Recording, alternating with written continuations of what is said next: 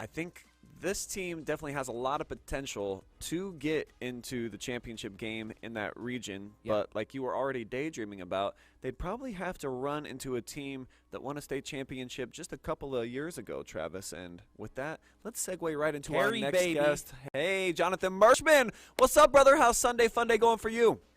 It's going. We're in here working in the office right now at the field house. And the work probably never stops out there in Carey country, right? I mean, to be as successful as you guys have been, I mean, the wife and kids, they got to understand that daddy's going to be putting in some time at the office on a Sunday morning, making sure that you prepared for Friday night. And look what's over his left shoulder. A little bit of a championship trophy, huh? Oh, just a little one. Nice. Yeah. I like seeing the bling bling there. Well, qualifying for the postseason yet again. What's that mean to you? We've been fortunate to do this last 3 years, win the N10 outright, and then get into the playoffs and be a high seed and get some home games, and so I think this community loves it. They're looking forward to these next, especially this week being a home game, and hopefully we get a win, and then we can have another home game. Well, y'all been crushing it after that 0-2 start, Coach, against some really good teams. What do you remember about getting off the schneid there with 2 losses in your first 2 games, and have you gotten better as a program because of it? Yeah, I mean, those first 2 games we played Hopewell Loudon, who's 10-0, and we played Galleon, I think finished, 7-3. Right. We started out with 2 awesome games, and we didn't play our best, and we had to make a couple changes, and we came out pretty fired up against LCC here at home for the first home game, and I think we gained a lot of confidence in that LCC game.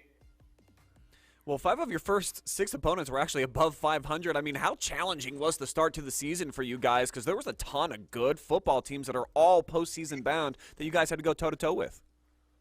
Yeah, just like you said, they were great games right out of the rip, and here at Carey, we're willing to play some teams, so we want to go play. We want to sharpen ourselves up, see what we're like, see what we need to work on, find our weaknesses, and all that good stuff. So I think those first 5 games showed us things that we needed to work on, and we got back at it and did it. Well, you're going to get Crestview, a familiar team to you in the playoffs. I think this is the 3rd time that you're going to play them in the postseason since 2020. So is this kind of a budding rivalry as it pertains to postseason play, or do the Cougars actually have to win one of these before you can start calling it that? Ooh. No, I think it is a rivalry. They're going to give us everything we can handle. They were a little disappointed in that 2021 when we met up with them. That we kind of ran away with it a little bit, and then they came back late.